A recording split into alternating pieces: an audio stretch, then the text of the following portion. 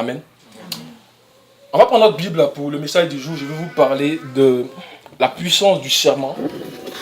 La puissance du serment et de la réalisation certaine des promesses à venir. Alléluia. La puissance du serment et de la réalisation certaine des promesses à venir. Nous allons prendre notre Bible dans Genèse chapitre 12. Les enfants ont beaucoup parlé de Genèse, de Abraham ce temps-ci là. Et puis je me suis dit également aussi, bon, on va aussi aller dans le même sens. Genèse chapitre 12.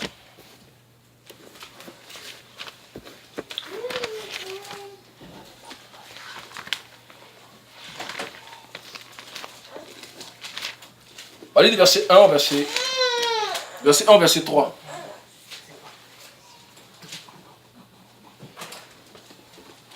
Genèse 12, verset 1, verset 3. L'Éternel dit à Abraham, va-t'en de ton pays, de ta patrie et de la maison de ton père, dans le pays que je te montrerai. Je ferai de toi une grande nation et je te bénirai. Je rendrai ton nom grand et tu seras une source de bénédiction. Je bénirai ceux qui te béniront et je maudirai ceux qui te maudiront. Et toutes les familles de la terre seront bénies en toi. Amen. Abraham le patriarche, il habitait en Ur, en Chaldée. C'est dans le grand territoire de la Mésopotamie. Et Chaldée était aussi appelée la Babylonie. Alléluia. Et nous savons qu'Abraham et puis Nebuchadnezzar viennent de la même région parce que très souvent, quand on dit Nebuchadnezzar, on dit le roi des Chaldéens. Alléluia. Il venait de la même région. Et dans cette région, il y avait beaucoup de grandes villes qu'on appelait les métropoles. Amen. Par exemple, Ur, c'était une ville, c'était une grande ville. Et Babylone également aussi, c'était une grande ville. Amen. C'est lorsque Nebuchadnezzar va prendre le pouvoir qu'il va en fait commencer à travailler sur Babylone. Et Babylone va avoir une emprise, voyez-vous, sur la Mésopotamie. Et c'est ça en fait qu'on va appeler tout ce territoire-là la Babylone. Alléluia. Et chaque ville en fait avait un dieu qu'ils adoraient, un dieu principal qu'ils adoraient là-bas.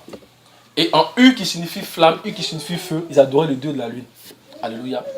Et donc Dieu vient et dit à Abraham, comme il dit, sors de cette adoration. Alléluia. Sors de cette manière obscure d'adorer, sors des idoles. Alléluia. Sors vraiment de ces choses immondes. Et va-t'en vers un pays que je vais te montrer où on va faire la vraie adoration. Où il y a la vraie adoration. Donc il dit, sors de là. Alléluia. Sors de cette adoration et va-t'en vers le pays que je vais te montrer. Amen. Et c'est comme ça que le Seigneur aussi nous appelle aujourd'hui. Lorsqu'il nous dit, venez à moi. Alléluia. Il nous demande de sortir, alléluia, des choses qui ne le confessent pas. Il nous demande de sortir de l'adoration qui n'est pas son adoration. Parce qu'il dit que l'heure est arrivée où les vrais adorateurs adoreront le Père en esprit et en vérité. Alléluia. Et Dieu ne peut pas appeler quelqu'un sans les promesses. Quand il appelle Abraham, il lui a donné les promesses. Les promesses servent à quoi? Les promesses, alléluia, les promesses rentrent dans le plan de Dieu, mais ils servent en fait à la personne que Dieu appelle en fait à avoir confiance en Dieu dans la marche. Parce que lorsqu'on commence à voir la réalisation de ce que Dieu a dit, amen, ça fait qu'on commence à avoir confiance en lui. Amen. Et donc quand Dieu a appelé Abraham, il lui a donné des promesses. Alléluia. Pour que Abraham, dans la marche, voyant la réalisation de ses promesses, puisse comprendre et connaître le Dieu qu'il a appelé. Alléluia. Et quand on regarde les promesses au verset 2, il dit, je ferai de toi une grande nation et je te bénirai. Je rendrai ton nom grand et tu seras une source de bénédiction. Je bénirai ceux qui te béniront et je maudirai ceux qui te maudiront et toutes les familles de la terre seront bénies en toi. Quand on regarde ces promesses-là, il y a non seulement des promesses qui étaient liées à Abraham de son vivant, parce que Dieu voulait vraiment bénir Abraham. Dans Genèse chapitre 13, verset 2, on dit Abraham était riche en troupeaux, en argent et en or. Le nom d'Abraham était devenu très grand. Alléluia. Et même Abimelech, il a reconnu que Dieu était avec Abraham. Alléluia. Donc il y avait des bénédictions qui étaient liées à Abraham de sa vie. Il y avait des bénédictions qui étaient liées aux descendants d'Abraham. Alléluia. Qui allait être Israël dans la chair. Mais il y avait aussi des bénédictions qui étaient liées aux descendants célestes. Alléluia, d'Abraham. Alléluia.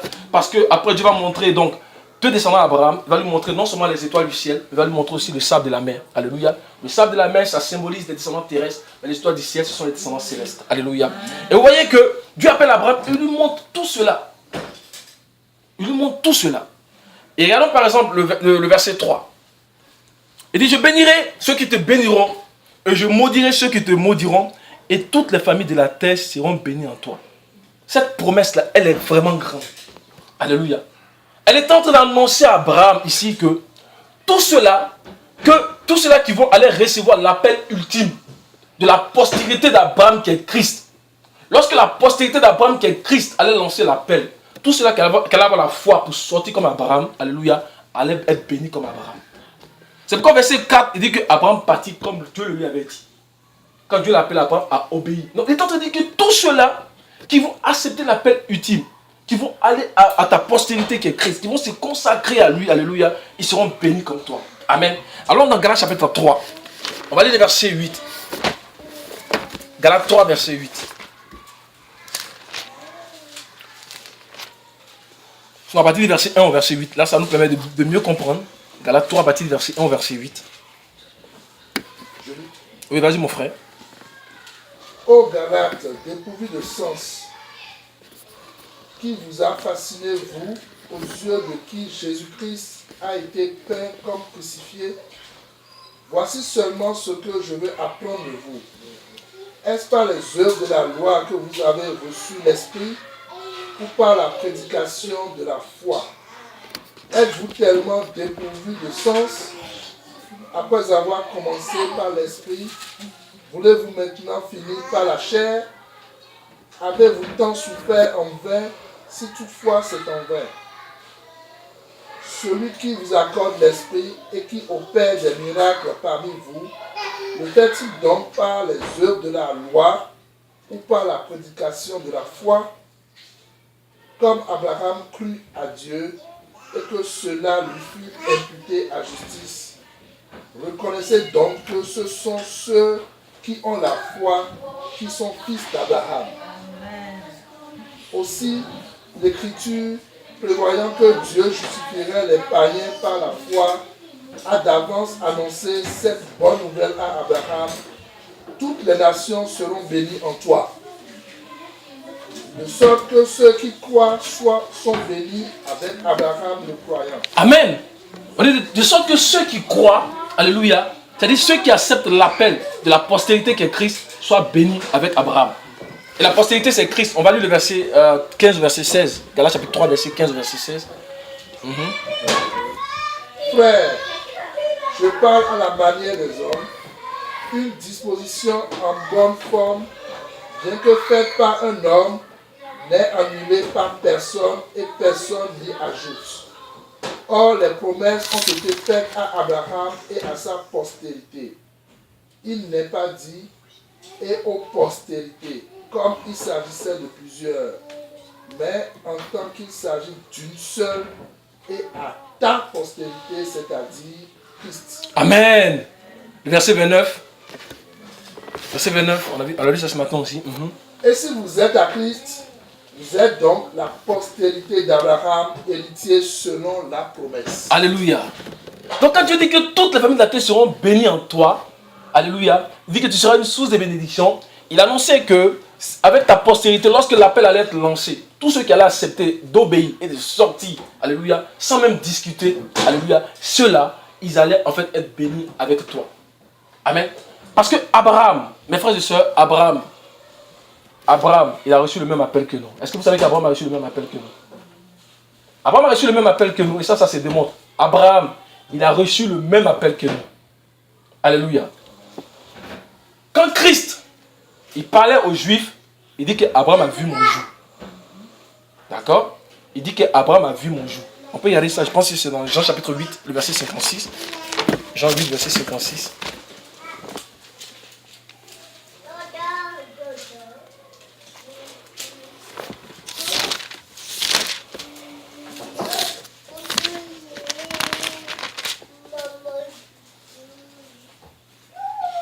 Abraham, votre père, a tressailli de joie de ce qu'il verrait mon jour. Il l'a vu et il s'est réjoui. Amen. Abraham a vu, il s'est réjoui. Voilà pourquoi est-ce que quand Abraham, Dieu lui a dit que va dans la terre que je vais te donner, n'est-ce pas? Mais quand Abraham est arrivé sur la terre, il a compris finalement que ce n'est pas une terre physique que Dieu voulait lui donner. Il a compris finalement quelque chose, parce qu'Abraham était prophète. Il a compris finalement que ce n'est pas une terre physique. La même terre que nous visons aujourd'hui là. la terre céleste, le royaume céleste que Dieu nous a promis, le corps céleste, alléluia, c'est ça qu'Abraham a vu aussi. Hébreux chapitre 11, le verset 8 au verset 13. Hébreux 11, verset 8 au verset 13.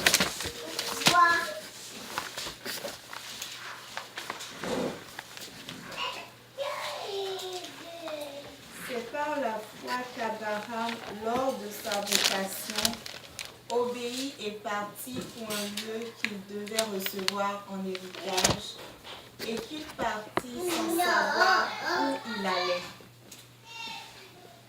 Continue un peu. C'est par la foi qu'il vint s'établir dans la terre promise, comme dans une terre étrangère, habitant sous des tentes, ainsi qu'Isaac et Jacob, les co-héritiers de la même promesse.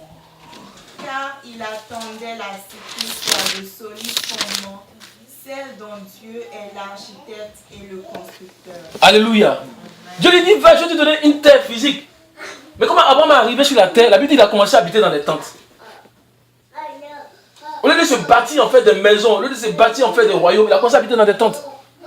Abraham était riche, on a vu ça tout à l'heure. On a vu ça aussi la dernière fois, il était très riche quand j'ai donné le message sur la fête des tabernacles.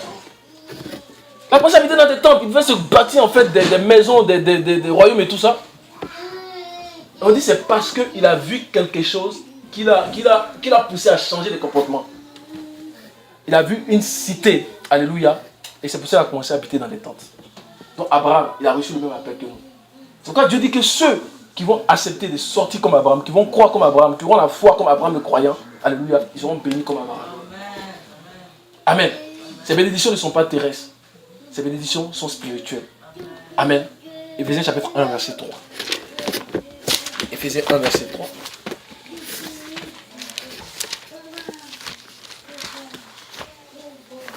Béni soit Dieu, le Père de notre Seigneur Jésus-Christ, nous a bénis de toutes sortes de bénédictions spirituelles dans les lieux célestes en Christ. Alléluia.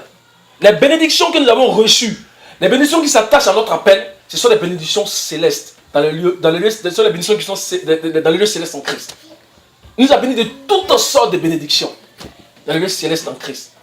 Donc ceux qui vont accepter l'appel, ceux qui vont accepter de sortir du monde, ceux qui vont accepter de sortir du péché, ceux qui vont accepter de sortir de la fornication, ceux qui vont accepter de sortir de calomnie, ceux qui vont accepter de sortir de tous les fruits de la chair cités dans Galates chapitre 5, verset 16, verset 17. Alléluia. Ceux-là, ils vont hériter de cette bénédiction céleste. Alléluia. C'est l'appel que Christ nous a lancé. Et il n'y a plus d'appel après cet appel-là. C'est l'appel ultime. Alléluia. C'est l'appel véritable. Alléluia. Et ce qui était caché dans l'appel d'Abraham, c'est ça. C'est cet appel-là. Nous avons des bénédictions célestes. C'est pourquoi la Bible dit dans Hébreux chapitre 3, verset 15. Hébreux 3, verset 15. On va lire ça aussi. Hébreux 3, verset 15. Pendant qu'il est dit, aujourd'hui, si vous entendez sa voix, n'endurcissez pas vos cœurs comme lors de la révolte. Amen. On dit aujourd'hui, si on entend cet appel, aujourd'hui, si on entend la voix de cet appel, il ne faut pas qu'on s'amuse à endurcir notre cœur. Parce que c'est l'appel ultime. Alléluia. C'est l'appel de la véritable promesse qui avait été annoncée depuis Abraham. Alléluia. On ne doit pas endurcir notre cœur. C'est l'appel où on doit se dépêcher même, alléluia, de partir. Parce qu'il a été lancé par Christ. La Bible dit dans les anciens temps, Dieu a parlé par les prophètes. Dans Hébreux 1, verset 1, mais aujourd'hui il a parlé par le Fils. Mes frères et sœurs, Christ nous a lancé cet appel. Attachons-nous à cet appel. Parce qu'il y a beaucoup de promesses, alléluia, des promesses spirituelles. Amen. Je veux que nous retournons dans notre texte de base. Quelqu'un m'a redit en fait les bénédictions là, de verset 2 au verset 3, s'il vous plaît.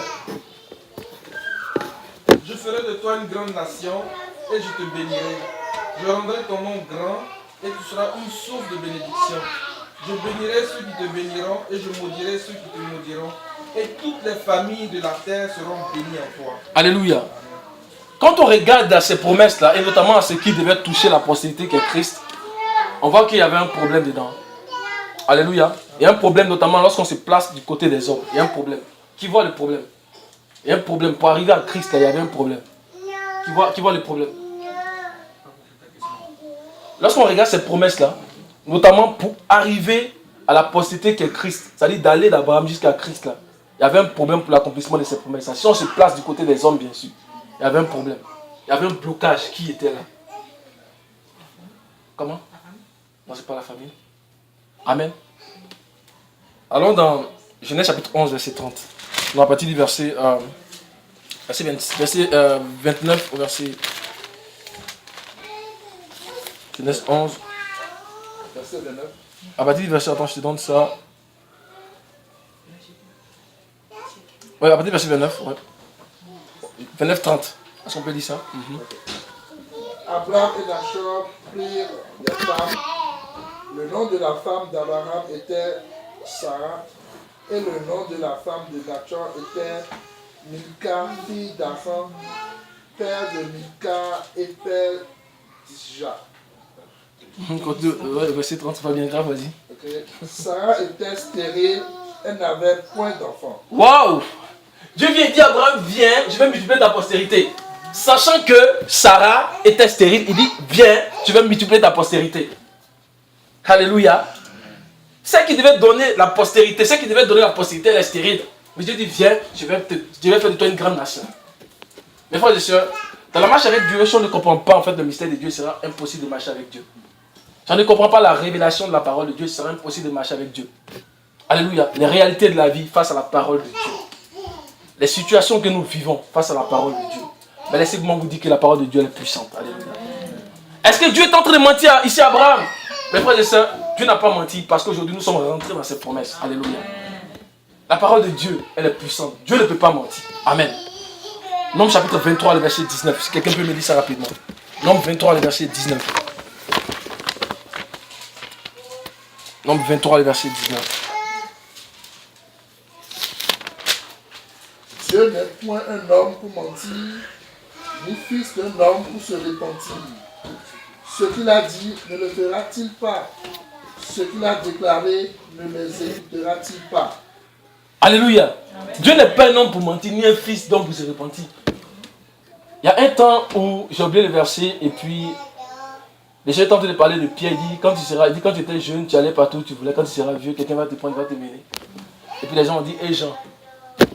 Il dit, mais que vous ensemble, si je veux qu'il reste ici jusqu'à mon retour, c'est lui qui donne la vie là. Il peut prolonger la vie jusqu'à 400 ans s'il va accomplir ses promesses. Il n'est pas un homme pour mentir. Alléluia. Notre Dieu, il est terrible. Amen. Notre Dieu, il est véritable. Amen. Il a dit à Abraham, malgré que Sarah était stérile, il dit, je multiplierai ta postérité. Je ferai de toi une grande nation. Dieu ne regarde pas avec les yeux d'homme. Il regarde avec les yeux spirituels. C'est pourquoi la Bible dit que les pensées de Dieu ne sont pas nos pensées. Et les voix de Dieu ne sont pas nos voix. Autant les cieux sont élevés au-dessus de la terre, autant les voix de Dieu sont élevées au-dessus de nos voix. Et ces pensées de Dieu au-dessus de nos pensées. Et par l'Esprit de Dieu, nous arrivons aujourd'hui à sonder les pensées de Dieu. C'est pour ça qu'il nous faut le renouvellement de l'esprit. Amen. Quand Dieu a fait le choix sur Sarah, ce n'était pas un choix qu'il voulait faire comme ça. Parce que le mystère de l'église même était caché dans Sarah. Alléluia. Le mystère de l'église était caché dans Sarah. Et mes frères, il n'y avait pas que la stérilité. Abraham avait quel âge quand il est parti? Au verset 4, on dit qu'il avait 75 ans. Et Sarah et Abraham, il y avait 10 ans, Sarah avait 65 ans. Selon ce qui nous est dit dans Genèse chapitre 17, verset 17. Abraham et Sarah, il y avait 10 ans. Donc non seulement elle était stérile, mais aussi elle avait dépassé l'âge, elle avait atteint l'âge de la ménopause. Alléluia. Mais Dieu, il n'a pas regardé à ça, il dit, viens, je vais multiplier ta postérité. Alléluia. Notre Dieu, il est terrible. Parce que le mystère de l'église m'était caché. Alléluia. Dans Sarah. Sarah est un type de l'église. Alléluia. Regardons dans Ésaïe 51. Non, Ésaïe 50. Ésaïe 51. J'ai vu ce verset ici. Verset 1, verset 2. Ésaïe 51, verset 1, verset 2.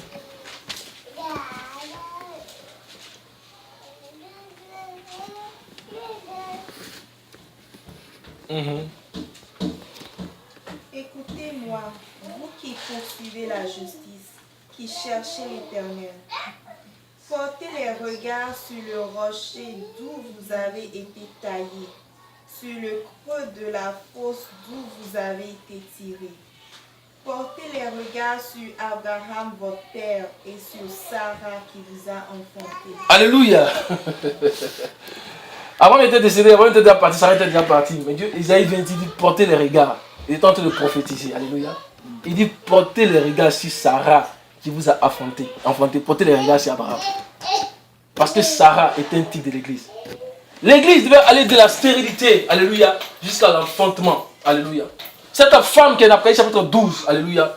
L'église devait aller de la stérilité jusqu'à l'enfantement. Quand la Bible dit que la femme stérile enfantera 7 fois, ne voyons pas elle enfanter 7 enfants, ça dit qu'elle va enfanter de façon parfaite. Elle va enfanter de façon multipliée. Alléluia. C'est ça la femme stérile enfantera 7 fois. C'est l'image de l'église qui est dans cette parole. Amen. C'est non seulement physique, bien sûr, Dieu donne l'enfant à la femme stérile, mais également, c'est principalement l'image de l'église qui était dans cette parole. Dieu a caché l'église dans Sarah, comme il a caché en fait l'église dans Ève. Alléluia. Adam a dû être couché, et Dieu a pris la corde qui était dans Adam. Alléluia. Et il a fait sortir Ève. C'était l'église qui était cachée. Alléluia, dans Adam. Adam s'est couché, et Dieu a fait sortir, alléluia, l'église par la corde d'Adam.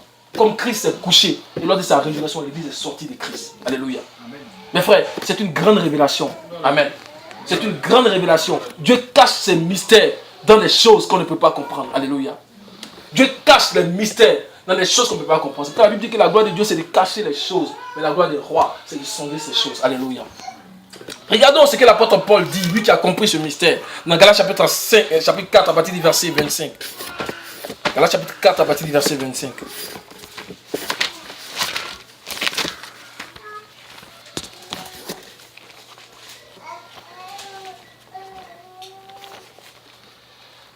Agar, c'est le mont Sinaï en Arabie et elle correspond à la Jérusalem actuelle. Donc si tu peux remonter un peu, oui, pas de vous qui voulez suivre la loi, n'entendez-vous pas? Dites-moi, vous qui voulez être sous la loi, n'entendez-vous point la loi? Car il est écrit qu'Abraham eut 2 fils, un de la femme esclave et un de la femme libre. Mais celui de l'esclave naquit selon la chair, et celui de la femme libre naquit en vertu de la promesse. Ces choses sont allégoriques, car ces femmes sont 2 alliances. L'une du mont Sinaï, enfanta par la servitude, c'est Agar. Car Agar, c'est le mont Sinaï en Arabie, et elle correspond à la Jérusalem actuelle, qui est dans la servitude avec ses enfants. Mais la Jérusalem d'en haut est libre, c'est notre mère. Car il est écrit, réjouis-toi stérile, toi qui n'enfantes point. Éclate et pousse des cris, toi qui n'as pas éprouvé des douleurs de l'enfantement. Car les enfants de la délaissée seront plus nombreux que les enfants de celles qui étaient mariées. Alléluia. Paul a compris que Sarah, c'était une image de l'église. Les enfants de la délaissée, c'est l'enfant de celle qui n'avait pas d'enfant au départ. L'enfant de celle qui est mariée, c'est celle qui avait des enfants. Alléluia. Il a vu entre Sarah et puis Agar, il a vu en fait l'image de l'église qui est en Sarah. Amen. Il dit que les enfants de la délaissée seront plus nombreuses. L'église par Christ est en train d'enfanter des fils et des filles pour la gloire de Dieu. Alléluia. Au départ, il était stérile. Et c'est ça que Dieu voulait montrer dans l'image de Sarah. Donc si nous voulons marcher avec Dieu, mes frères et sœurs, il nous faut comprendre le mystère de Dieu. Et Abraham avait compris cela. Il n'a même pas discuté. Il n'a même pas dit que sa femme était stérile. Il a pris Sarah et dit allons. C'est pourquoi la Bible dit que Dieu lui a imputé cela à justice. Parce qu'il a cru en Dieu. Sans même l'avoir connu au départ, il a cru en Dieu. Alléluia. C'est fondamental ce qui se passe. La marche avec Dieu, alléluia, c'est dans l'épreuve. Parce que les épreuves qu'Abraham et Sarah ont subies avant d'avoir le fils de la promesse, nous allons voir ça tout à l'heure. Ils ont souffert avant d'avoir le fils de la promesse. Abraham était sur le poids de l'âge. Sarah était sur le poids de la stérilité, sur le poids de l'âge. Mais ils ont cru dans le Seigneur. Ils ont cru dans la parole de Dieu, ils ont souffert. Et cette souffrance, cette espérance qu'ils ont eue en Dieu là, c'est l'espérance que Dieu nous réserve. Alléluia. C'est l'espérance que l'Église doit vivre au jour le jour, avant d'entrer dans notre promesse également. Alléluia. Qui est la promesse du royaume des cieux. Alléluia. Nous allons voir cette promesse, nous allons voir cette espérance. Nous allons voir comment est-ce qu'Abraham et Sarah ont vraiment espéré. Contre toute espérance, dit l'apôtre Paul. Alléluia. On va retourner dans notre verset de base. Donc nous comprenons que pour suivre Dieu, tant qu'on ne s'accorde pas, sur les principes de Dieu, tant qu'on ne s'accorde pas en fait sur la parole de Dieu, c'est pas Dieu qui doit s'accorder avec nous, mais c'est nous qui devons nous accorder avec Dieu. Et tant qu'on ne s'accorde pas sur les principes de Dieu, on ne peut pas marcher avec Dieu. Alléluia. C'est pourquoi quand Dieu appelle Israël sur le mont Sinaï dans Exode chapitre 19, il va d'abord tisser l'alliance.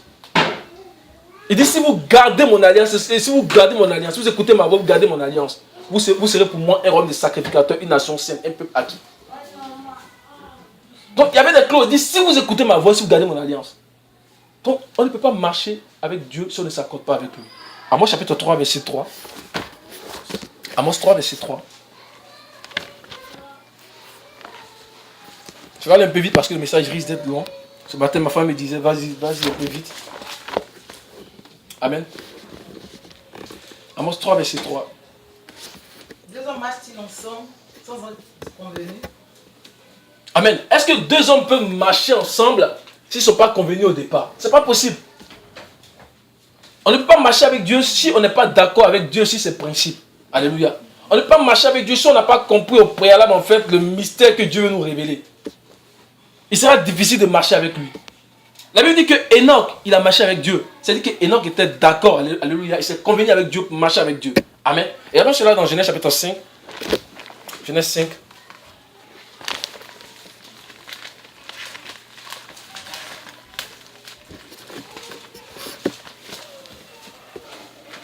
Dans Genèse chapitre 5.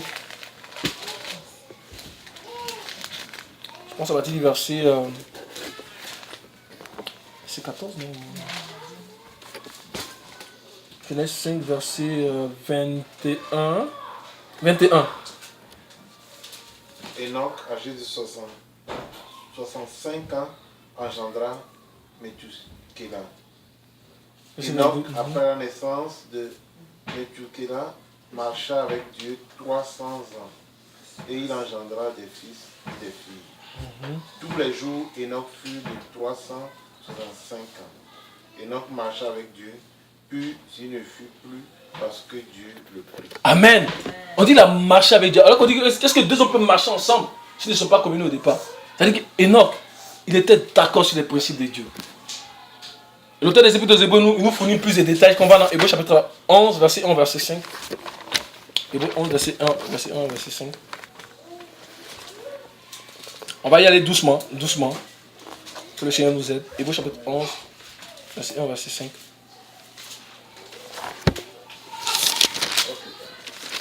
Or, la foi est une ferme assurance des choses qu'on espère, une démonstration de celles qu'on ne voit pas. Pour l'avoir possédée, les anciens ont obtenu un témoignage favorable. C'est par la foi que nous reconnaissons que le monde a été formé par la parole de Dieu, en sorte que ce qu'on voit n'a pas été fait de choses visibles. C'est par la foi qu'Abel offrit à Dieu un sacrifice plus excellent que celui de Caïn. C'est par elle qu'il fut déclaré juste, Dieu approuvant ses offrandes, et c'est par elle qu'il parle encore, quoique mort. Verset 5. C'est par la foi qu'Enoch fut enlevé pour qu'il ne vit point la mort et qu'il ne parut plus parce que Dieu l'avait enlevé, car avant son enlèvement, il avait reçu le témoignage qu'il était agréable à Dieu. Alléluia. Il avait reçu le témoignage qu'il était agréable à Dieu. Hébreux chapitre 12, verset 1, verset 2 nous dit, la volonté de Dieu, c'est qui est bon, agréable et parfait. Alléluia. Ça veut dire qu'Enoch, il était dans la pleine volonté de Dieu. Mes frères et sœurs, c'est sur la route de la marche, avec la foi et l'obéissance en Christ, que nous serons enlevés dans les airs. Alléluia. Comme l'air qui s'envole dans les hauteurs. Alléluia. Avec l'obéissance, avec la foi, en nous accordant sur les principes de Dieu, en nous accordant sur la parole de Dieu, que nous serons enlevés dans les airs. Amen. Enoch était un type d'enlèvement que le Seigneur voulait nous montrer. Amen. Nous allons poursuivre le message. On va aller dans Genèse. Alors, donc Dieu promet à Abraham beaucoup de choses. Amen. Donc, la bénédiction donc, terrestre, les bénédictions spirituelles. Abraham avait 75 ans. Sa femme était stérile. Sa femme avait atteint l'âge de la ménopause, mais Abraham va partir vraiment comme Dieu l'avait dit. Verset 4 nous dit, Abraham partit comme l'Éternel le lui avait dit. Alléluia. Et il a également pris Lot. On va voir que Lot était également un problème pour Abraham dans l'accomplissement parce que c'est Abraham seulement que Dieu a appelé. On verra bien ça. Alléluia. Allons au chapitre 13. Dans la marche avec Dieu, alléluia, dans la marche avec Dieu, il y a aussi la séparation avec les choses du monde.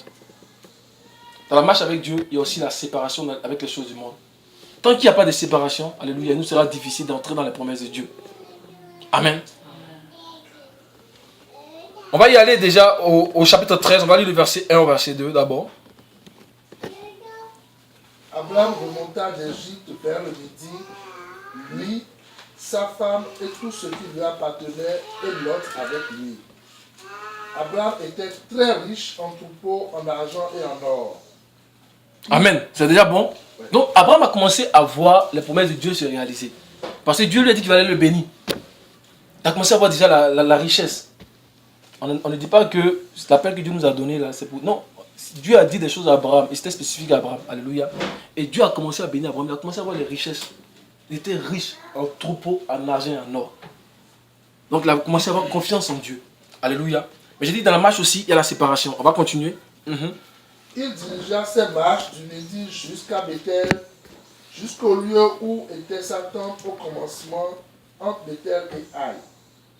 Au lieu où était l'autel qu'il avait fait précédemment, et là, Abraham invoqua le nom de l'Éternel.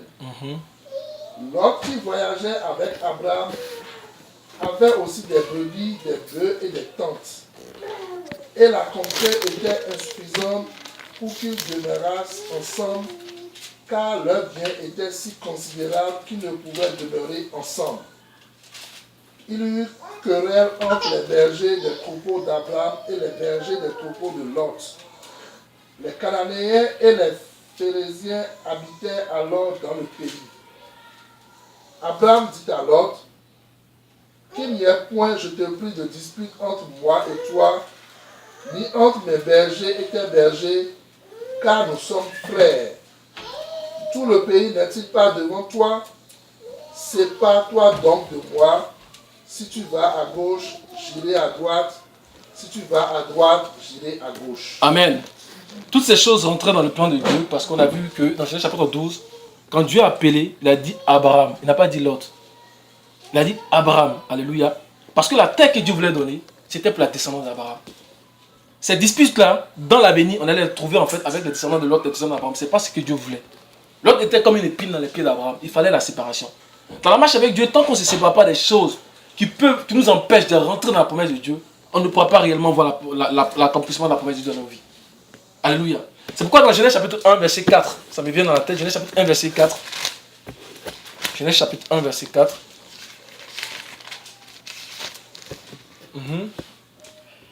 Dieu vit que la lumière était bonne et Dieu sépara la lumière avec les ténèbres. Alléluia. Cette parole, elle est prophétique. Ça veut dire que dès le début déjà, Dieu était en train de chercher un peuple qui allait lui appartenir en propre. Il appelait la lumière au premier jour. On a vu que c'est au quatrième jour qu'il a créé la lumière. Mais cette lumière qu'il appelait, ce n'est pas le soleil, ce n'est pas la lune, ce n'est pas la lumière. Il dit que la lumière était bonne. Il a séparé d'avec les ténèbres. Alléluia. Pour annoncer que Dieu veut que nous puissions nous séparer avec les choses du monde. Il a séparé avec des ténèbres. Et vous allez voir qu'à partir de là, tout ce que Dieu a commencé à créer était bon. Amen. Dieu veut un peuple à part, un peuple séparé. Et donc Abraham ne pouvait pas partir avec l'autre. Abraham aimait beaucoup l'autre. Et ce sont les choses qu'on aime, ce sont les personnes qui nous sont proches. Alléluia, qu'on aime. Mais qui peuvent nous empêcher de rentrer dans la promesse de Dieu. Dieu peut nous demander de nous séparer. Alléluia. Ça peut être quelque chose qu'on aime, Dieu peut nous séparer de ça. Et regardez, quand il s'est séparé avec l'autre, regardez ce que Dieu va lui dire. Regardons le verset, à partir du verset 10, tu continues. Lot leva les yeux et vit toute la plaine du Jourdain qui était entièrement arrosée. Avant que l'Éternel eût détruit Sodome et Gomorrhe, c'était jusqu'à soir comme un jardin de l'Éternel, comme le pays d'Égypte.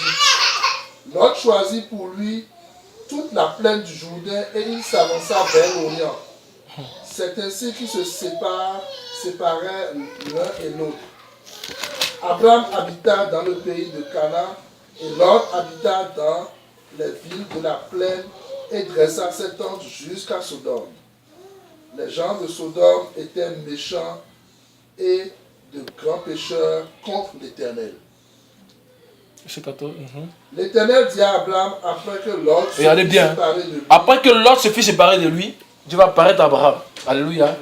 Parce que quand on commence à se séparer de ce qui veut nous empêcher de rentrer dans la promesse de Dieu, quand on commence à obéir à la parole de Dieu, quand on commence, malgré que ces choses peuvent être pour nous quelque chose d'important, mais que nous prenons position pour le Seigneur, comme les Lévites ont pris position pour Dieu dans Exode chapitre 32, lorsque Moïse a dit à moi ceux qui sont pour l'Éternel, les fils de Lévi se sont mis à part, ils sont rentrés dans le cas, ils ont tué père, mère et enfant.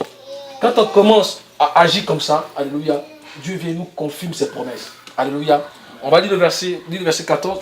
L'Éternel dit à Abraham après que Lot se fut séparé de lui. Lève les yeux et du lieu où tu es, regarde vers le nord et le midi, vers l'orient et l'occident. Car tout le pays que tu vois, je le donnerai à toi et à ta postérité pour toujours. Alléluia. Je le donnerai à toi et à ta postérité. Il dit pour toujours. C'est prophétique. Je le donnerai à toi et à ta postérité qui est Christ. Il dit pour toujours. Alléluia. Je le redonnerai à toi et à ta postérité pour toujours. Et la Bible dit qu'Abraham va commencer à parcourir le pays. Et le pays, on sait que c'est la parole de Dieu. Toutes les promesses qui sont dans la parole de Dieu, le Seigneur dit que nous les donne pour toujours. Alléluia. Si nous marchons comme Abraham le croyant. Amen. Donc, séparons-nous des choses que Dieu n'aime pas. Séparons-nous des choses qui peuvent être un enfreint. Alléluia. À la réalisation des promesses de Dieu dans notre vie. Ça peut être quelque chose que nous aimons. Séparons-nous de ça. Abraham aimait vraiment l'autre. Il aimait tellement l'autre, on va voir que dans la suite, devant une ligue de 5 rois, devant des milliers de personnes, Abraham ne va pas craindre de prendre seulement 318 personnes pour aller délivrer son neveu. Il aimait vraiment l'autre. Mais il prenait position pour l'Éternel. Amen. Dans la marche avec Dieu, lorsqu'on commence à obéir aux promesses de Dieu, Dieu commence à nous délivrer de nos ennemis. C'est pourquoi Abraham va aller, lui seul, regardez seulement, hein, quand 5 ligues de rois, il va prendre seulement 318 personnes, qui n'étaient même pas des hommes de guerre parce que c'était des hommes de sa maison. Mais l'Éternel va combattre pour lui. Et après l'Éternel va dire, je suis ton bouclier. Alléluia. Il va lui dire, je suis ton bouclier. L'obéissance aux promesses de Dieu. Mes frères, ça nous fait tellement de bien. Amen. On va lire ça dans... non, on ne va pas lire ça parce qu'on ne va pas terminer. Donc, Dieu combat pour nous dans Genèse chapitre 14. Donc, Abraham a combattu contre une ligue de 5 rois. Il a pris... Lisons à partir du verset 13 quand même pour voir ce qui s'est passé. Genèse chapitre 14 à partir du verset 13. Un fuyard vint l'annoncer à Abraham l'Hébreu. Celui-ci habitait parmi les chaînes de Maré, l'Amoréen, frère de Chod et frère d'Aner, qui avait fait alliance avec Abraham. Dès qu'Abraham eut appris que son frère avait été fait prisonnier, il arma 318 de ses plus braves serviteurs nés dans sa maison et il poursuivit les rois jusqu'à Dan. Il divisa sa troupe pour les attaquer de nuit, lui et ses serviteurs. Il les battit et les poursuivit jusqu'à Shoba, qui est à la gauche de Damas. On peut s'arrêter ici, alléluia. Donc, quand tu marches avec Dieu aussi, Dieu combat pour toi, il te protège. Alléluia. Lorsqu'il y a l'obéissance de Dieu, il te protège. Amen. Et nous avons vu déjà en Genèse chapitre 13 que Dieu avait commencé à bénir Abraham.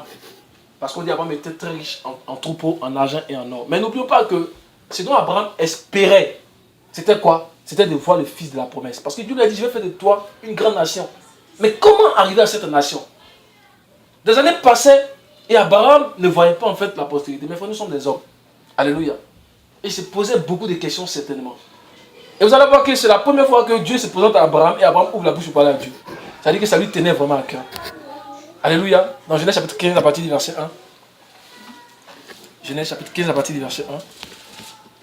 Après ces événements, la parole de l'Éternel fut adressée à Abraham dans une vision et il dit, Abraham, ne crains point, je suis ton bouclier et ta récompense sera très grande. Abraham répondit, Dieu est venu encore pour confirmer ces paroles-là. Abraham il a commencé en fait à se demander qu'est-ce qui se passe là. Je suis en train de vieillir en âge, je suis en train d'aller vers la mort. Alléluia. Les situations de la vie, le poids de l'âge. Ma femme est toujours stérile, elle est en train de vieillir. Elle a déjà dépassé l'âge de la ménopause. Mais le Seigneur, qui ne regarde pas à tout cela, vient dire, la récompense sera très grande. Alléluia. Oh, il est terrible. Il y a des versets, quand je lis, je commence à pleurer en même temps. Je pleure toute la nuit comme un enfant. Je ne pas que ma femme me voit. Alléluia, mes frères. Notre Dieu, il est terrible là. Il est terrible, mes frères. On va continuer. Verset 2. Voilà. Abraham répondit, Seigneur éternel, que me donneras-tu? Je m'en vais sans enfant, et l'héritier de ma maison, c'est Eliezer de Damas. Avant de faire exprès, il dit, mais qu'est-ce que tu vas me donner? En fait, il dit ce qui vraiment il a inspiré. Il dit, je m'en vais. Dans la Bible, quand on dit je m'en vais, ça veut dire je vais mourir. C'est un thème qui dit, je suis prêt à mourir. Alléluia. Regardons par exemple dans 1 Roi chapitre 2, à partir du verset 1, verset 2, quand David parlait à Salomon, 1 Roi 2, verset 1, verset 2, assez rapidement.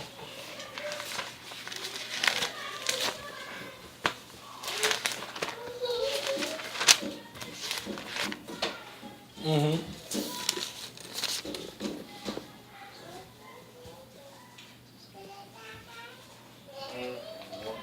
1 Roi 2, verset 1, verset 2.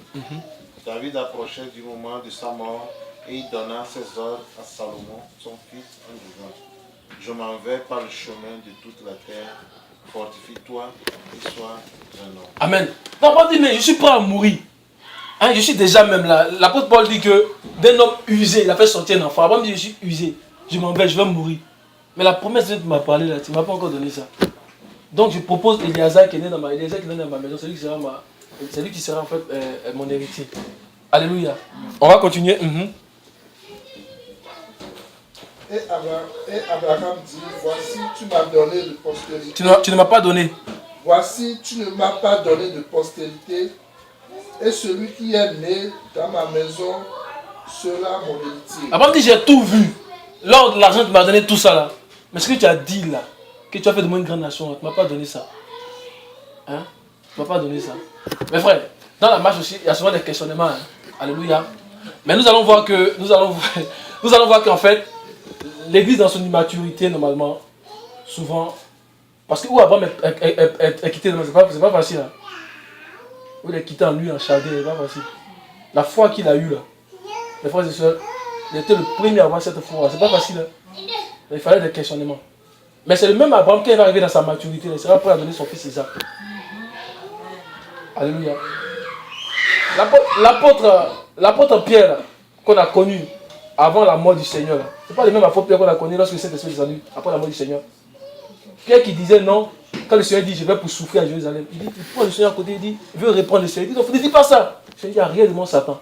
Le même Pierre qui a régné le Seigneur dans Matthieu chapitre 28, Matthieu chapitre 26, le même Pierre là, c'est lui qui était prêt à mourir après. L'église dans son immaturité là, Dieu comprend, il comprend ça. Mais le problème aujourd'hui c'est que les gens veulent rester dans l'immaturité, c'est ça que l'on veut pas. Alléluia. Amen. On va continuer. On va continuer. Avant de dire, mais tu ne m'as pas donné d'enfant. On y va. Alors la parole de l'Éternel lui fut adressée ainsi. Ce n'est pas lui qui sera ton héritier, mais c'est celui qui sortira de tes entrailles qui sera ton héritier. Verset 5. Et après l'avoir conduit dehors, il dit, regarde vers le ciel et compte les étoiles, si tu peux les compter.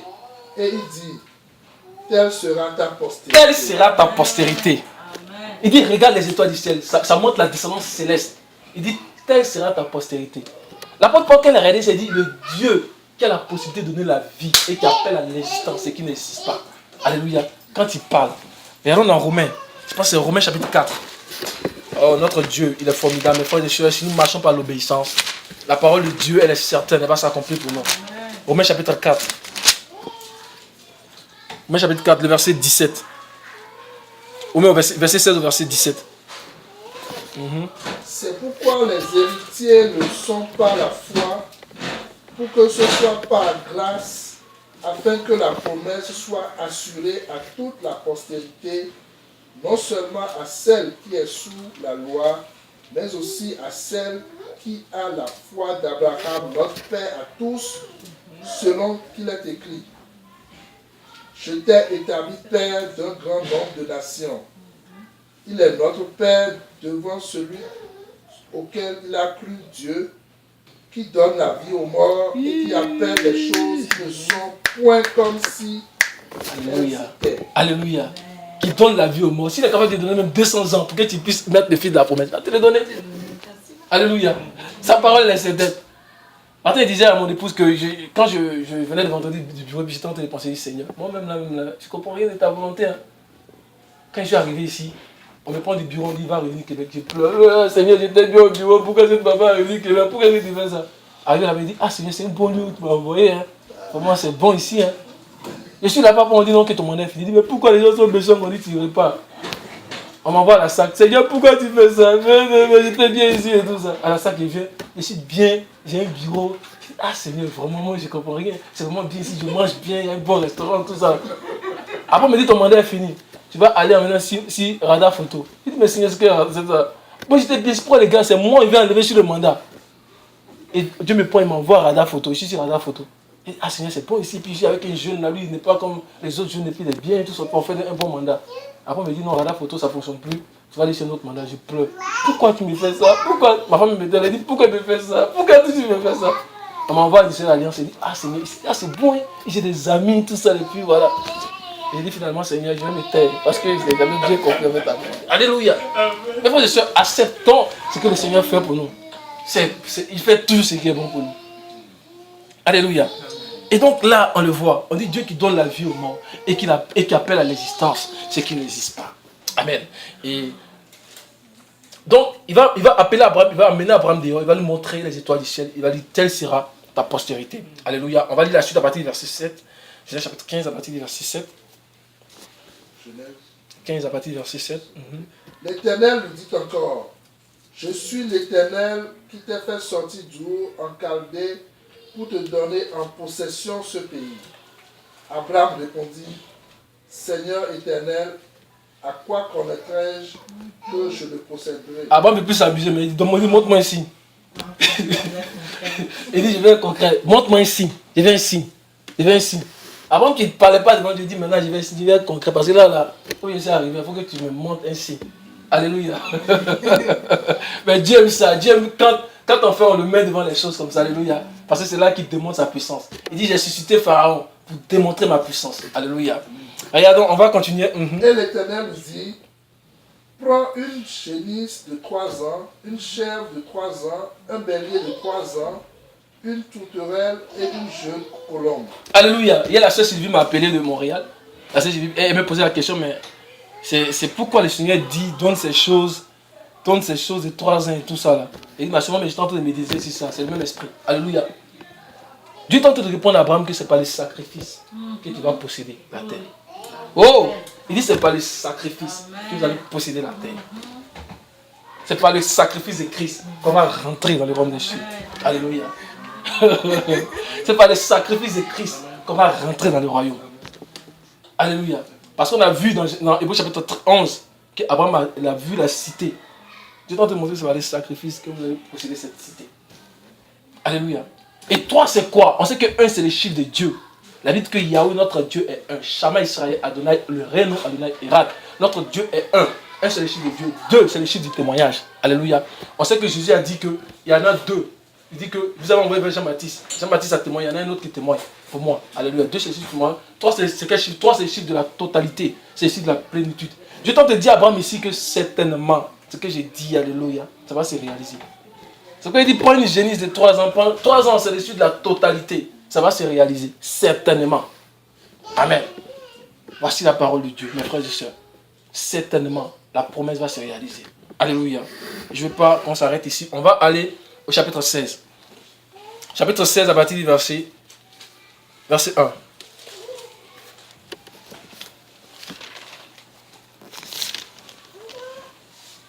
Sarai, femme d'Abraham, ne lui avait point donné d'enfant. Elle avait une servante égyptienne nommée Agar. Et Sarai dit à Abraham, voici l'Éternel m'a rendu stérile, viens, je te prie, vers ma servante. Peut-être aurai-je par elle des enfants. Abraham écouta la voix de Sarai. Alors Sarai, femme d'Abraham, prit Agar, l'Égyptienne, sa servante, et la donna pour femme à Abraham son mari, après qu'Abraham eut habité 10 années dans le pays de Canaan. Il alla vers Agar et elle devint enceinte. Quand elle se vit enceinte... C'est bon. Donc, ne disons pas pourquoi est-ce que Sarai a fait ça. J'ai parlé de l'église dans son immaturité. Alléluia. L'église dans son immaturité fait beaucoup de choses. Mais Dieu est vraiment patient. Alléluia. Dieu est vraiment patient. Comme Dieu a dit à Abraham que celui qui naîtra de toi, c'est celui-là qui sera en fait. C'est pas Eliezer de Damas. Sarai a dit, ok, bon, il faut que c'est moi qui naisse de toi.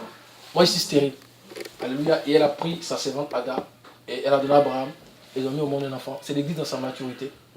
Alléluia. C'est vraiment l'église dans sa maturité. Dans son immaturité. Alléluia. Et il faut comprendre ce qui se passe ici. Mais c'est aussi dans le mystère de Dieu. C'est pour ça aussi que Paul va développer après que Agar c'est le mont Sinaï. Alléluia. Donc c'est Israël dans la chair. Il va dire que donc Sarah c'est la Jérusalem. Donc c'est dans son immaturité qu'elle a fait cela. Elle a pris son enfant et elle a donné en fait à son mari. Comment? Sa servante et elle a donné à son mari. Excusez-moi. Donc ça c'est vraiment dans l'immaturité. Mais on va aller directement au chapitre 17. Chapitre 17, à partir du verset 1 au verset 2. Lorsqu'Abraham fut âgé de 99 ans, l'Éternel apparut à Abraham et lui dit, je suis le Dieu Tout-Puissant. Marche devant ma face et sois intègre. J'établirai mon alliance entre moi et toi, et je te multiplierai à l'infini. Abraham tomba sur sa face et Dieu lui parla en disant, Alléluia. Et Abraham est tombé sur sa face. Pourquoi? Parce qu'il sait qu'il a écouté la voix de sa femme. Alléluia. Il est tombé sur sa face parce qu'il sait qu'il écoutait. Dieu lui dit, je t'ai dit. C'est comme je l'ai dit. Il a dit, il faut marcher dans ma face. Il faut être tel. Abraham est tombé sur sa face en même temps. Il m'a dit, oh Seigneur, j'ai mal agi. Alléluia. Et Dieu qui comprend ces choses, alléluia. Il a encore réitéré son alliance avec Abraham. Amen. Et on va aller au verset, on va aller un peu plus vite. Parce que je dois arriver à un point là, vraiment avant de terminer. Comment ça s'applique à nous aujourd'hui? Alléluia. Au verset... on va continuer la lecture. Abraham tomba sur sa face et Dieu lui parla en disant, voici mon alliance que je ferai avec toi. Tu deviendras père d'une multitude de nations. On ne t'appellera plus Abraham, mais ton nom sera Abraham. Voilà, n'oublions pas que ici Abraham avait quel âge? Il avait 99 ans. Non, d'abord ici il avait 99 ans, c'est ça. Il avait 99 ans. Et Dieu vient encore pour lui réitérer les mêmes promesses. Ah! Ça fait maintenant près de 25 ans. Le temps de Dieu là, quand on ne comprend pas, c'est difficile. Là. C'est difficile. Quand tu te tords même sur ton lit, tu te tords, qu'est-ce qui se passe? Mais si Dieu a parlé, si tu as entendu vraiment sa voix, il faut que tu restes. Parce qu'aujourd'hui là, beaucoup n'avons pas entendu la voix de Dieu, c'est pourquoi on se balade. Quand tu entends la voix de Dieu là, tu restes tranquille. 99 ans, il vient encore pour lui réitérer les promesses. Abraham m'a dit certainement, il s'est dit, mais qu'est-ce qui se passe? Là, je suis prêt à mourir. C'est pour ça que l'apôtre Paul dit d'un corps qui était usé. Usé. Regardons ça dans Romains. C'est à moi qu'on revient. Romains chapitre 4. Il y a beaucoup de bonnes choses qui viennent par la suite là.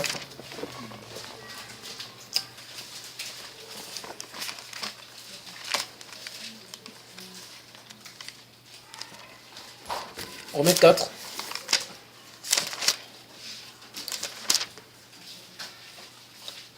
À partir du verset 13.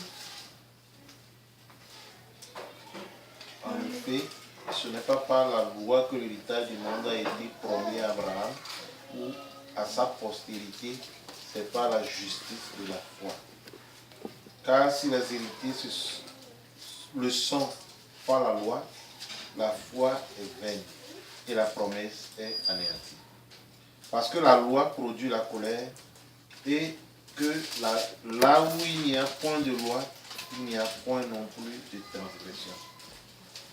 C'est pourquoi les héritiers le sont par la foi, pour que ce soit par grâce, afin que la promesse soit assurée à toute la postérité, non seulement à celle qui est sous la loi, mais aussi à celle qui a la foi d'Abraham, notre Père à tous, selon qu'il est écrit.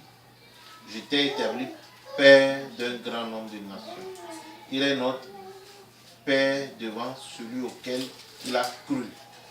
Dieu qui donne la vie aux morts et qui appelle les choses qui ne sont point comme si elles étaient. Continue un peu.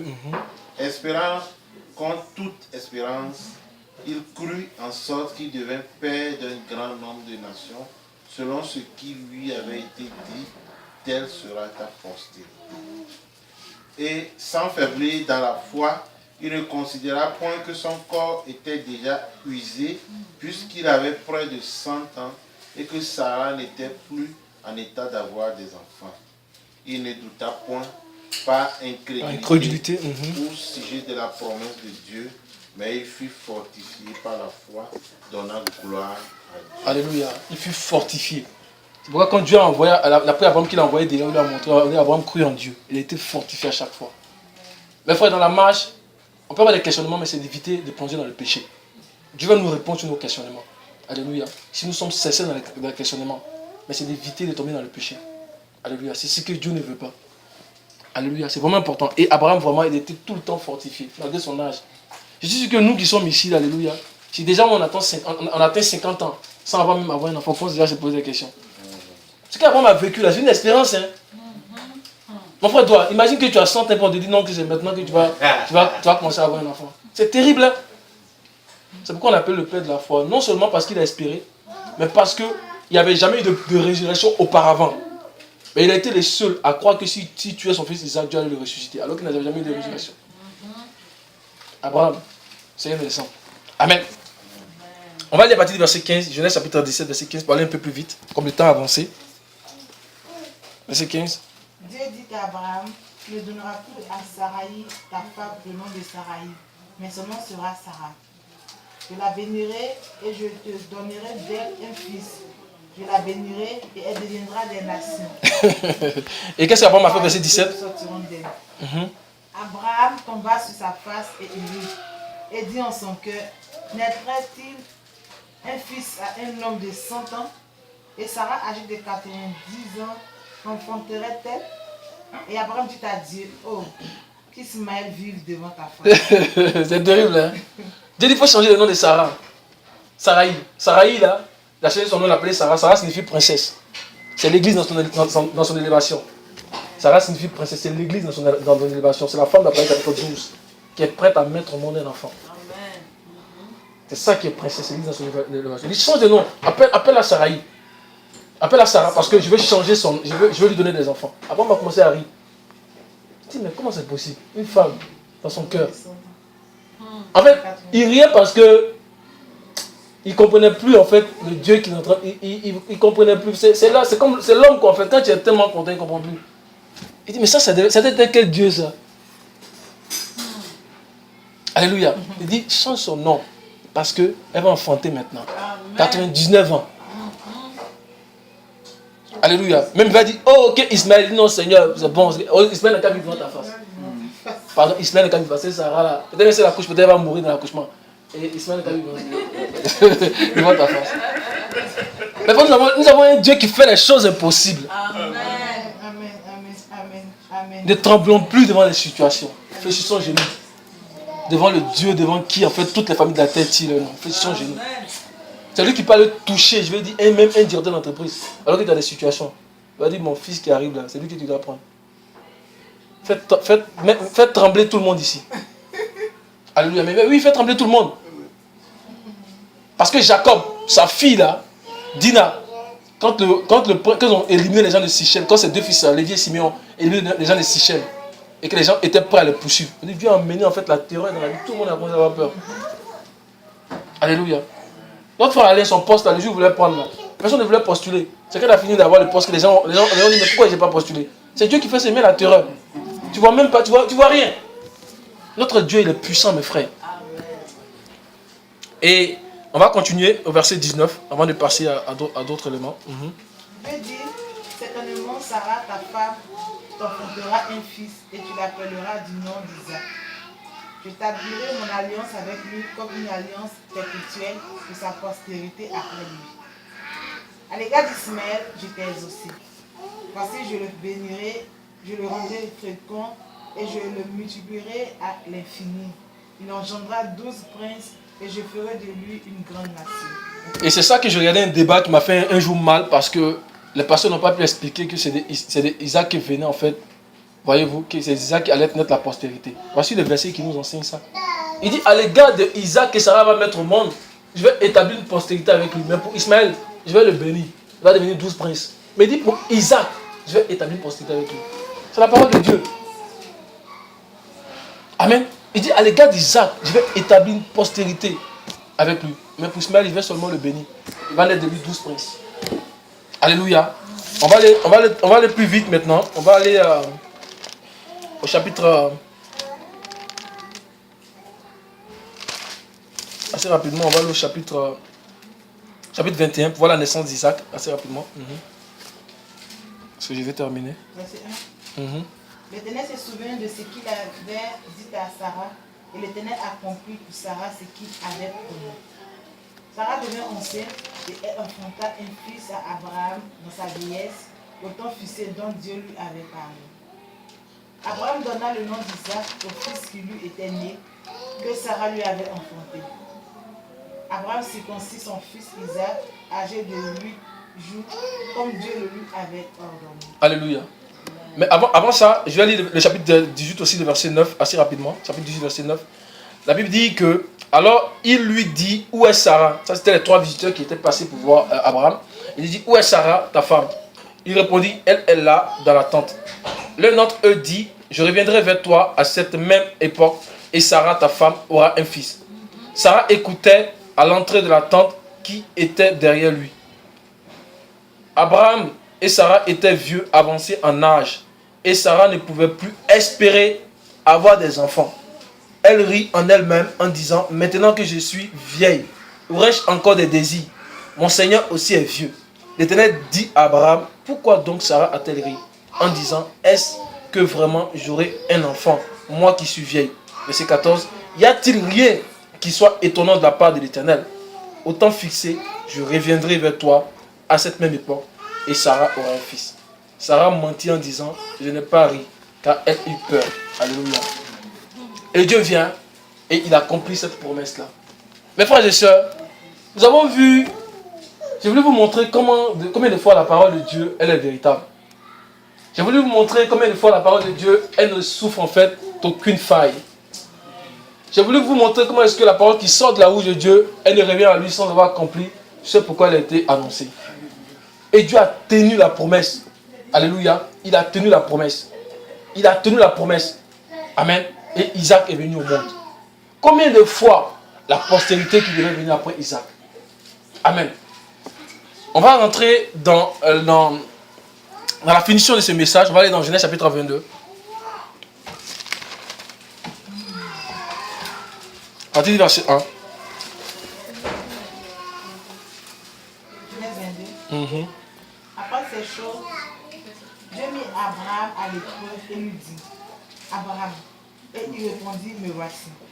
Dieu dit, prends ton fils, ton unique, celui que tu aimes, Isaac, va-t'en au pays de Morija, et là, offre-le en holocauste sur l'une des montagnes que je te dirai. Abraham se leva de bon matin, c'est là son âne. C'est bon. Donc Isaac devait avoir quel âge environ? Je ne sais pas si la Bible en a parlé. Mais Isaac devait peut-être avoir, je ne sais pas, dans les 12 ans, je ne sais pas. Donc Abraham avait dépassé la centaine. Voyez-vous? Le même Abraham qui a espéré contre toute espérance pour avoir cet enfant-là. Dieu vient encore lui dire, mais prends cet enfant-là. Mais Abraham avait compris cette fois-ci-là que Dieu pouvait faire les choses impossibles. Là, il n'a même pas discuté, il a pris son enfant, il est parti. C'est l'église qui arrivait vraiment à sa maturité. Il a pris l'enfant, il est parti sans discuter. Il a su que Dieu pouvait faire les choses impossibles. Amen. Il n'a même pas bronché. Pour dire, mais je suis 100 ans, tu m'as donné cet enfant, pourquoi est-ce que maintenant il a pris directement? À un moment donné, là, c'est là qu'on doit arriver. Quand il dit, il y a la femme qui est dans le bus là, va dire lui que Jésus t'aime, ma femme, ma fille, Jésus t'aime, sois guéri. Tu le fais. On va te prendre pour un fou. Là, si Sarah peut-être avait su, elle commence à se battre. Amen. Mais Abraham a pris l'enfant, il est parti. Il a dit à Sarah, on va faire le sacrifice. Il a pris l'enfant, il est parti. Là, on arrive à un niveau de maturité. Là. On est allé vers ce qui est, en train de tendre vers ce qui est parfait. Là. Il a pris l'enfant, il est parti. Amen. On continue la lecture. Abraham se leva de bon matin.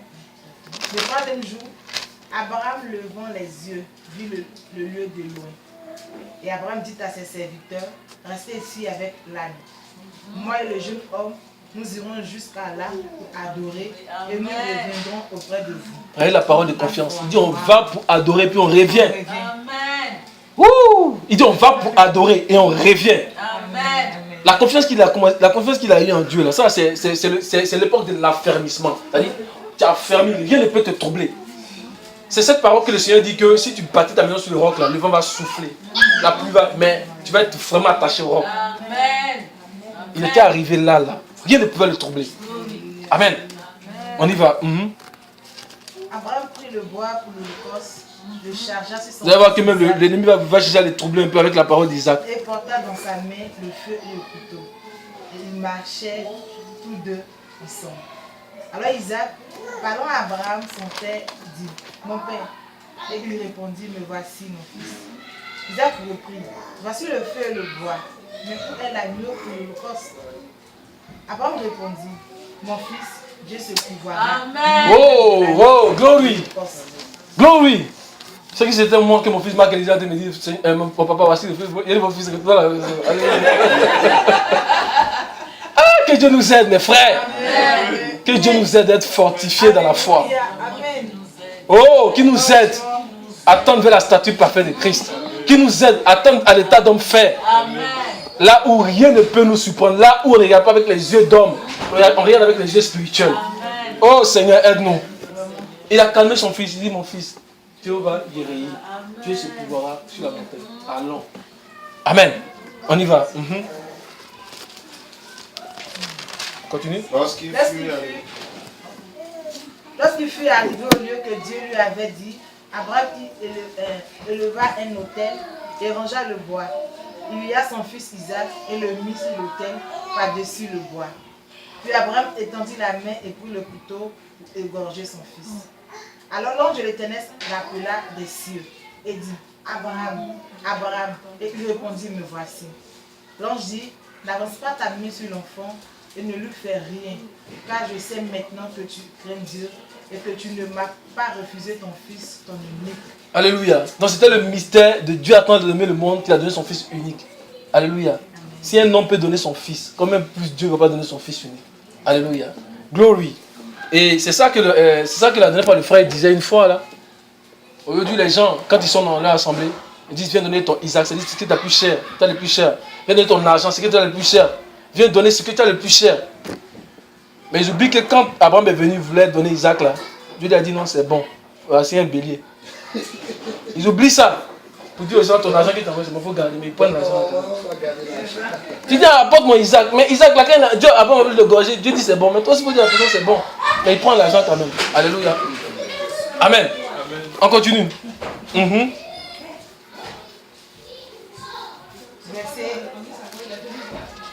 Abraham est... Verset 12. Verset 12. Non, Abraham donna à ce lieu, Abraham leva les yeux et vit derrière lui un bélier retenu dans un buisson par les cornes. Et Abraham alla prendre le bélier et l'offrit en holocauste à la place de son fils. Abraham donna à ce lieu le nom de Jéhovah Jireh. C'est pourquoi l'on dit aujourd'hui, à la montagne de l'Éternel, il sera pourvu. Continue. L'ange de l'Éternel appela une seconde fois Abraham des cieux et dit, je le jure par moi-même, parole de l'Éternel, parce que tu as fait cela et que tu n'as pas refusé ton fils, ton unique, je te bénirai et je multiplierai ta prospérité comme les étoiles du ciel, comme le sable qui est sur le bord de la mer. Et ta postérité possédera la porte de ses ennemis. Amen. Verset 18, il dit, toutes les nations de la terre seront bénies en ta postérité parce que tu obéis à ma voix. Et toutes les nations aujourd'hui sont bénies en Christ parce que c'est Jésus-Christ, avant son départ dans Matthieu chapitre 28, qui a dit, allez faire de toutes les nations mes disciples. Accomplissant cette promesse, alléluia, que Dieu a faite à Abraham. Mais là où je voulais vous amener, c'est le serment que Dieu a fait. Depuis les Écritures qu'on a commencé à lire, depuis la Genèse, c'est la première fois que Dieu prend une décision, un serment, et qu'il jure par lui-même. Wow! C'est la première fois qu'il prend un serment et puis il jure par son propre nom. Regardez, disons ce verset-là, verset 15. Oui. L'ange de l'Éternel appela une seconde fois Abraham des cieux et dit, je le jure par moi-même, parole de l'Éternel, parce que tu as fait cela et que tu n'as pas refusé ton fils, ton ennemi, je te bénirai et je multiplierai ta postérité comme les étoiles du ciel et comme le sable qui est sur le bord de la mer, et ta postérité possédera la porte de ses ennemis. Alléluia. Il dit, je le jure par moi-même. Wow. Je le jure par moi-même. Mes frères, le serment, j'ai donné une petite définition en fait du serment. J'ai mis ici que le serment, c'est une affirmation, une déclaration, un engagement solennel qui vient attester la vérité ou encore la sincérité d'une promesse. Amen. Et puis je vais ajouter qu'un serment est irrévocable. Cela veut dire qu'on ne peut qu'il ne peut s'annuler sans avoir au préalable vu son accomplissement. Amen. On ne peut pas annuler un serment. Je vais nous amener à prendre conscience aujourd'hui que prendre un serment est une affaire de vie ou de mort. La vie lorsque ce qui est dit est réalisé, mais la mort lorsque la parole n'est pas tenue. Amen. Et dans Matthieu chapitre 5, verset 33, Matthieu 5, verset 33.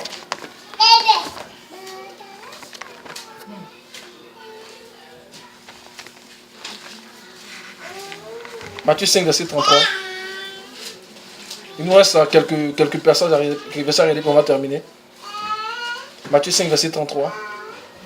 Vous avez encore appris qu'il a été dit aux anciens, tu ne te parjureras point, mais tu t'acquitteras envers le Seigneur de ce que tu as déclaré par serment. Mais moi je vous dis de ne jurer aucunement, ni par le ciel parce que c'est le trône de Dieu, ni par la terre parce que c'est son marchepied, ni par Jérusalem parce que c'est la ville du grand roi. Ne jure pas non plus par ta tête, car tu ne peux rendre blanc ou noir un seul cheveu. Que votre parole soit oui, oui, non, non. Ce qu'on y ajoute vient du mal. Alléluia. Et le Seigneur nous demande pardon, ne même plus, parce qu'avant, dans l'Ancien Testament, dans la loi, on demandait aux gens de jurer. Voyez-vous, le Seigneur nous demande pardon de ne pas même prendre un serment. Parce que le serment, ce n'est pas quelque chose avec lequel il faut s'amuser. Un serment doit se réaliser. Alléluia. Sinon, ça apporte au minimum la malédiction, bien c'est la mort. Mais Dieu a pris un serment. Il a pris un serment. Pourquoi il a pris un serment? Je vais d'abord nous parler du serment avant qu'on revienne sur ça là. Je vais d'abord nous attacher 3 versets sur les serments. L'alliance, par exemple, c'est un serment. L'alliance, c'est un serment. Et alors, dans Exode chapitre 19. Exode 19. Et nous allons comprendre que la promesse de Dieu, que Dieu a faite là, elle s'est accomplie par le serment. Et la promesse du second retour du Seigneur va s'accomplir aussi parce que ce n'est pas un serment. Alléluia. Et nous devons être sûrs et certains que Jésus va revenir. Amen. Alors, dans Exode chapitre 19, à partir du verset 1 verset 7. Le 3e mois, après leur sortie du pays d'Égypte, les enfants d'Israël arrivèrent ce jour-là au désert de Sinaï. Étant partis de Rabdim, ils arrivèrent au désert de Sinaï et ils campèrent dans le désert. Israël campa là vis-à-vis de la montagne. Moïse monta vers Dieu et l'Éternel l'appela du haut de la montagne en disant: tu parleras ainsi à la maison de Jacob et tu diras aux enfants d'Israël: vous avez vu ce que j'ai fait à l'Égypte et comment je vous ai porté sur des ailes d'aigle et amené vers moi. Maintenant, si vous écoutez ma voix et si vous gardez mon alliance, vous m'appartiendrez entre tous les peuples, car toute la terre est à moi. Vous serez pour moi un royaume de sacrificateurs et une nation sainte. Voici les paroles que tu diras aux enfants d'Israël. Alléluia. Donc l'alliance est un serment. Dans l'alliance, il y a les clauses. Dans l'alliance, il y a en fait les obligations. Et les clauses, c'est-à-dire les clauses, c'était au niveau... Dans les clauses, on a les obligations et on a les promesses. Alléluia. Et les obligations, c'est ce que Dieu nous demande de faire. Il dit, si vous écoutez ma voix, verset 4, verset 5, il dit, maintenant, si vous écoutez ma voix, et si vous gardez mon alliance, vous m'appartiendrez entre tous les peuples, car toute la terre est à moi. Vous serez pour moi un royaume de sacrificateurs et une nation sainte. Donc ça dit quoi? Les obligations, c'est pour nous. Et Dieu dit que nous allons faire ça à condition de pouvoir écouter sa voix. Amen. Et le peuple a dit, nous ferons tout ce que Dieu a dit. D'accord? Verset 8. Le peuple tout entier répondit, nous ferons tout ce que Dieu, l'Éternel, a dit.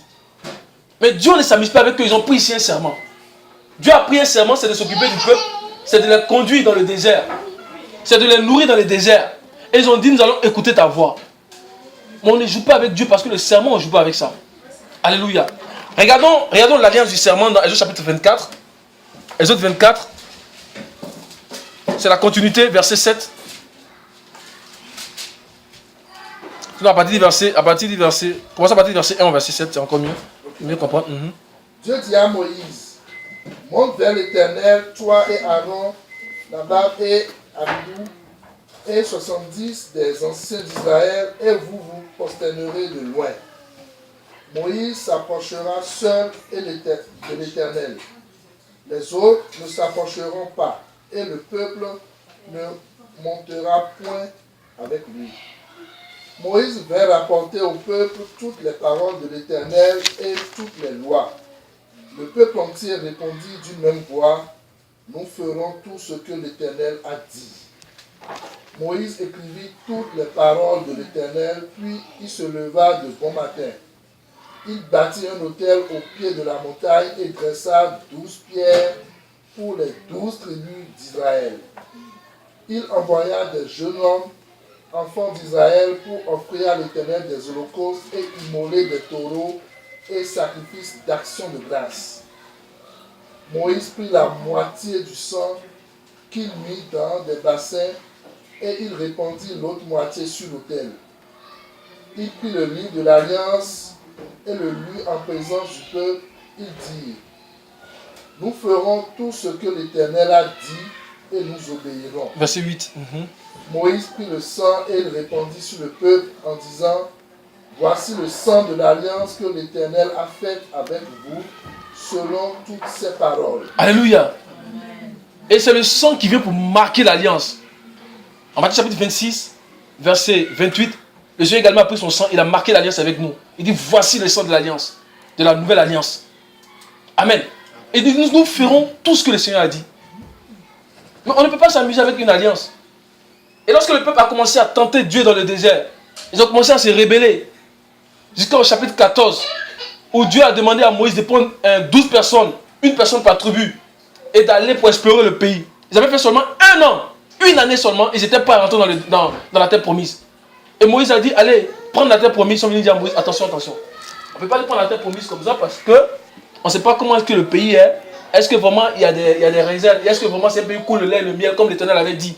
Déjà, le doute avait déjà commencé. Et quand ils sont partis, ils sont revenus, ils ont commencé à se plaindre qu'ils ont vu des géants. Et Dieu était tellement fâché à cause de cette alliance-là, parce qu'ils n'ont pas respecté l'alliance. Dieu s'est vengé du peuple d'Israël. 1 an seulement, ils n'étaient pas rentrés dans le pays, mais n'ont pas pu rentrer. Regardons ce que le Seigneur dit dans Nombre chapitre 14, lorsqu'ils ont désobéi à la parole de Dieu d'aller prendre possession du pays. Lisons d'abord le verset 20. Le verset 20, Nombre 14, verset 20. Et l'Éternel dit, je pardonne comme tu l'as demandé, mais je suis vivant et la gloire de l'Éternel remplira toute la terre. Tous ceux qui ont vu ma gloire et les prodiges que j'ai faits en Égypte et dans le désert, qui m'ont tenté déjà 10 fois et qui n'ont point écouté ma voix, tous ceux-là ne verront point le pays que j'ai juré à leur père de leur donner. Tous ceux qui m'ont méprisé ne le verront point. Verset 32, non, chapitre 14, verset 32. Il dit, vos cadavres à vous tomberont dans le désert, et vos enfants paîtront 40 années dans le désert, et porteront la peine de vos iniquités, jusqu'à ce que vos cadavres soient tous tombés dans le désert. De même que vous avez mis 40 jours à explorer le pays, vous porterez la peine de vos iniquités 40 années, une année pour chaque jour, et vous saurez ce que c'est d'être privé de ma présence. Alléluia. Parce qu'ils ont dit que nous ferons tout ce que le Seigneur a dit. Et ils ont tenté le Seigneur 10 fois. Mais l'alliance a conduit à la mort. Quand on ne met pas en réalisation la promesse, ça conduit à la mort. Et au moment où le Seigneur a dit, vous m'avez tenté 10 fois. Il dit que vous avez fait 40 jours pour explorer le pays, vous allez faire 40 années pour entrer dans le pays. C'est pourquoi Israël a fait 40 années. Alors qu'un an après, ils étaient déjà prêts à prendre possession du pays. Donc l'alliance, c'est quelque chose avec laquelle il faut s'amuser. Et les enfants, je vais bientôt terminer, et les enfants, ils ont compris ils ont compris que l'alliance était importante. Leurs enfants ont compris que l'alliance était importante. Alléluia. Regardons dans Josué chapitre 9. Donnez-moi seulement 10 minutes, on va terminer. Josué 9. Sinon, avant Josué 9, allons dans Exode 23 d'abord, verset 32. Exode 23, verset 32. Exode 23, verset 32. Tu ne feras point d'alliance avec eux, ni avec leurs dieux. Ils n'habiteront point dans ton pays de peur qu'ils ne te fassent pécher contre moi. Amen. Donc Dieu a dit que quand vous allez rentrer dans le pays, ça c'est la seconde génération, les enfants de 19 ans et plus qui sont rentrés dans le pays, Dieu a dit quand vous allez rentrer là, ne faites même pas d'alliance avec le peuple là. Alléluia. Regardons dans Josué chapitre 9. À partir du verset 1 au verset 7. À la nouvelle de ces choses, tous les rois qui étaient en deçà du Jourdain, dans la montagne et dans la vallée, sur toute la côte de la Grande Mer, jusque près du Liban, les Hétiens, les Amoréens, les Cananéens, les Phérésiens, les Héviens et les Jébusiens, s'unirent ensemble d'un commun accord pour combattre contre Josué et contre Israël. Les habitants de Gabaon, de leur côté, lorsqu'ils apprirent de quelle manière Josué avait traité Jéricho et Haï, eurent recours à la ruse et se mirent en route avec des provisions de voyage. Ils prirent de vieux sacs pour leurs ânes et de vieilles outres à vin déchirées et recousues. Ils portaient à leurs pieds de vieux souliers raccommodés et sur eux de vieux vêtements, et tout le pain qu'ils avaient pour nourriture était sec et en miettes.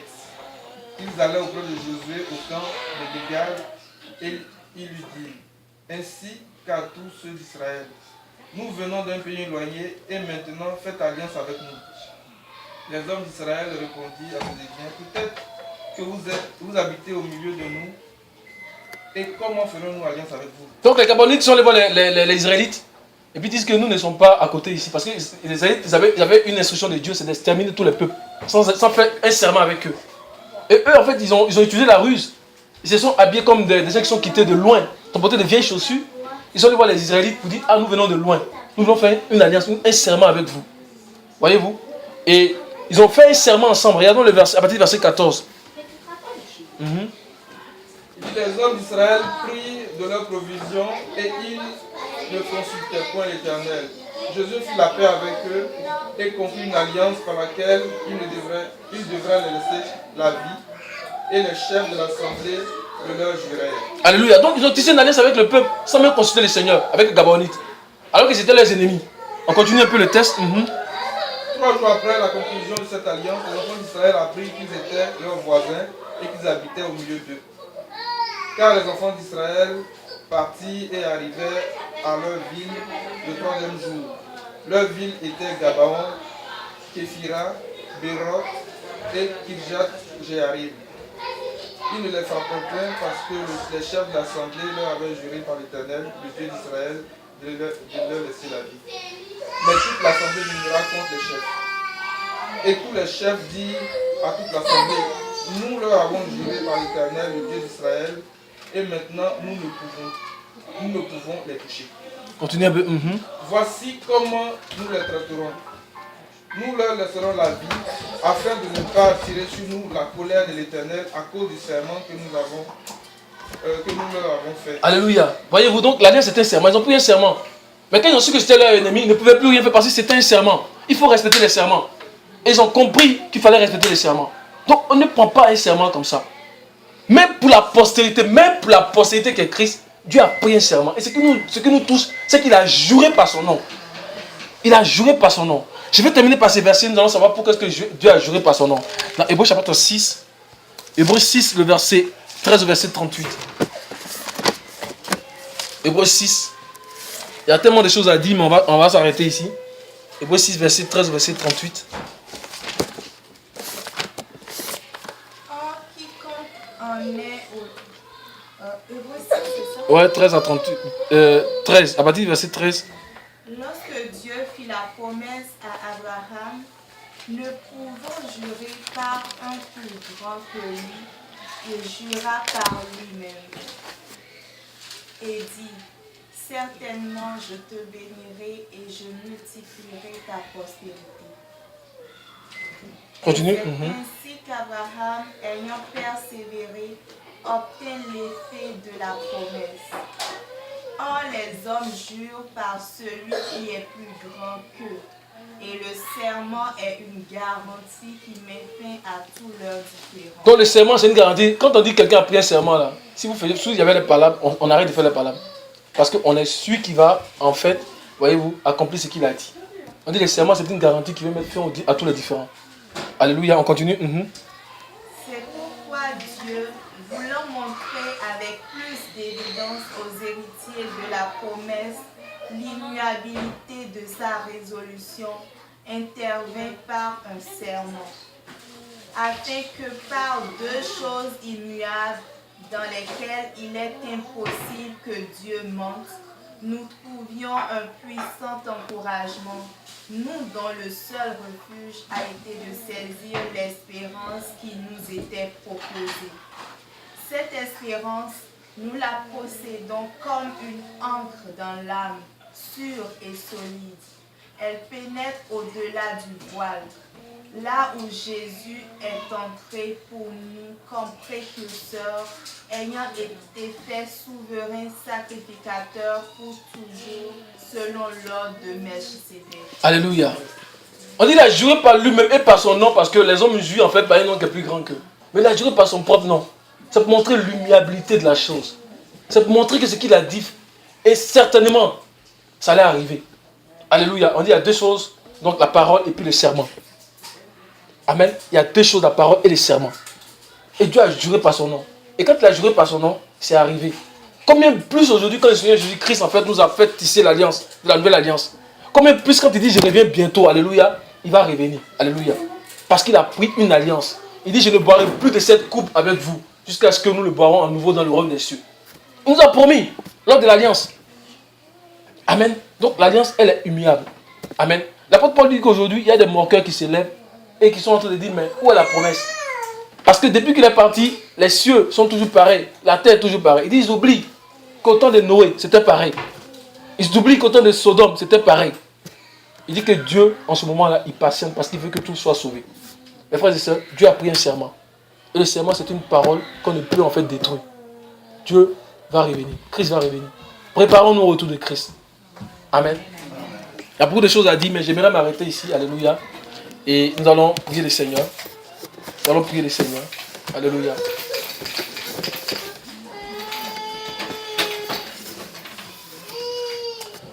Alléluia. Alléluia.